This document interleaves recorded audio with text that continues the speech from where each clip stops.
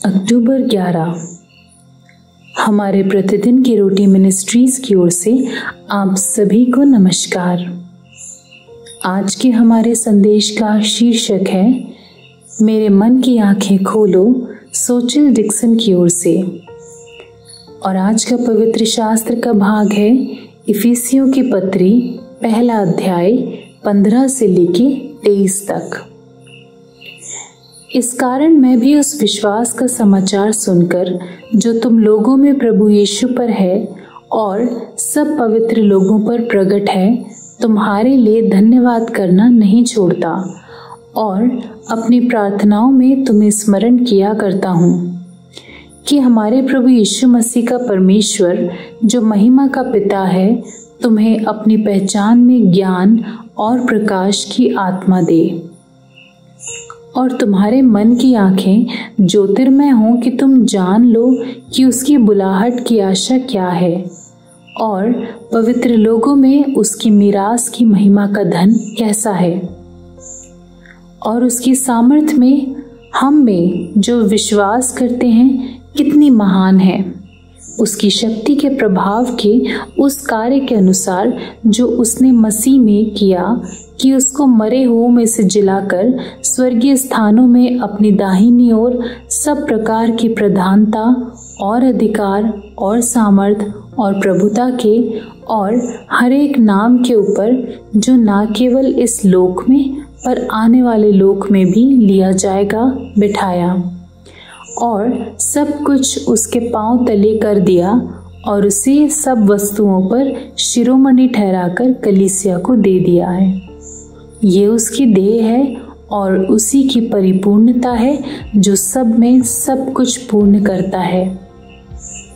आज का मुख्य वचन है इफिसियों की पत्री पहला अध्याय 17वीं आयत कि हमारे प्रभु यीशु का परमेश्वर जो महिमा का पिता है, तुम्हें अपनी पहचान में ज्ञान और प्रकाश की आत्मा दे।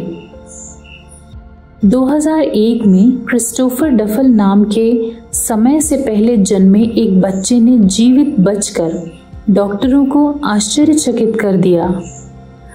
5 महीने की उम्र में उसे पालक देखभाल व्यवस्था में भेज दिया गया जब तक कि उसकी मौसी के परिवार ने उसे गोद नहीं लिया। एक शिक्षक को एहसास हुआ कि 4 वर्षीय क्रिस्टोफर हालांकि अंधा था और ऑटिज्म से पीड़ित था, लेकिन उनकी आवाज का उतार चढ़ाव एकदम सही था। 6 साल के बाद क्रिस्टोफर ने चर्च के मंच पर खड़े होकर गाया, open the eyes of my heart, मतलब मेरे मन की आंखें खोलो।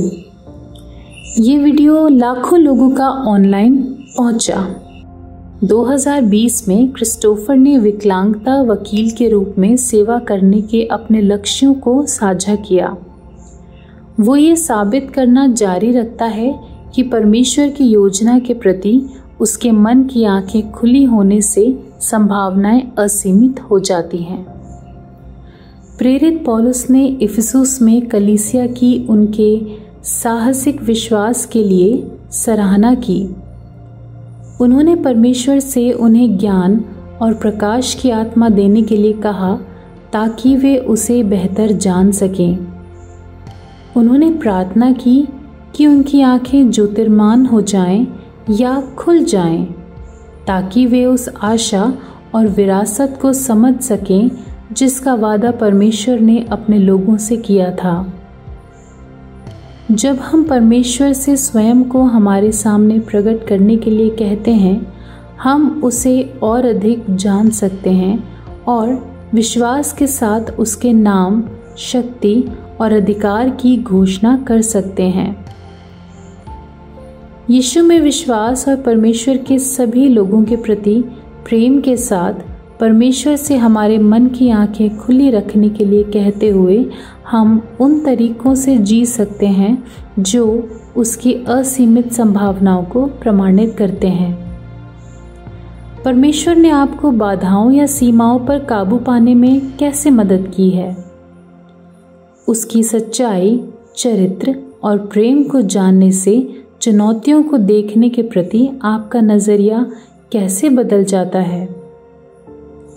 शक्तिशाली और दयालु परमेश्वर, कृपया मेरे मन की आंखें खोल दें ताकि मैं आपको जान सकूं, प्रेम कर सकूं और निर्भीक विश्वास के साथ अपने लिए जी सकूं, जो दूसरों को आपकी आराधना करने के लिए प्रेरित करता है।